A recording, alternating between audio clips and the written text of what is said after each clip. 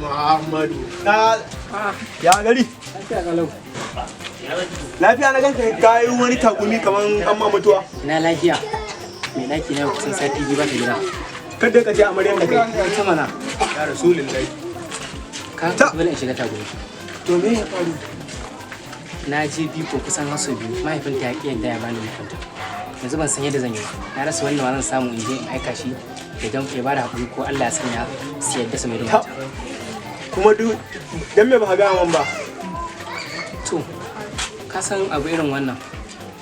Nayi ni kana ban san iya zuwa nawa ne ba. Kar ka damu mu je gidan. Kana tabbacin za ina tabbacin Allah da in dai na je gidan nan sai an baka bikon wannan yarinya. Allah mutumi na. Ba malam. Wannan irin mana ya amarya ta ka kai ba abun nan ba abun. Je ka wannan bara abun. No, it's not funny. Is it funny? No, it's not funny. Is it funny? No. Wato baba game da maganar nan sai na zo ta Aisha. To madalla. Na gane na yi kuskure a wannan lamarin nan.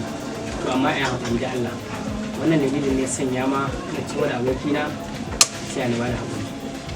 To, dalilin shi ka san harka ta yara dole an ji bangare daya sai an ji ɗaya bangaren. Da haka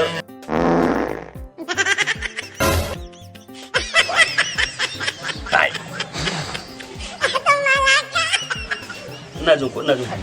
Ba ya haƙuri da Allah. Wannan dalilin ne sanya ma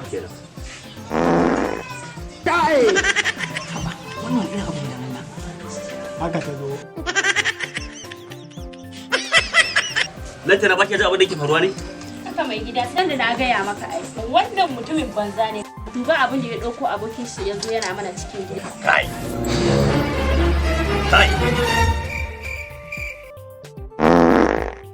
Na gaya maka mutumin banza ne. Duba abin da ya kawo abokin sa ke. Kai ɗanki, da Allah ta shuwa mutane mu.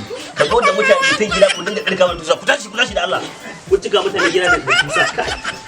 Allah ji kamun kanwa. Is it funny?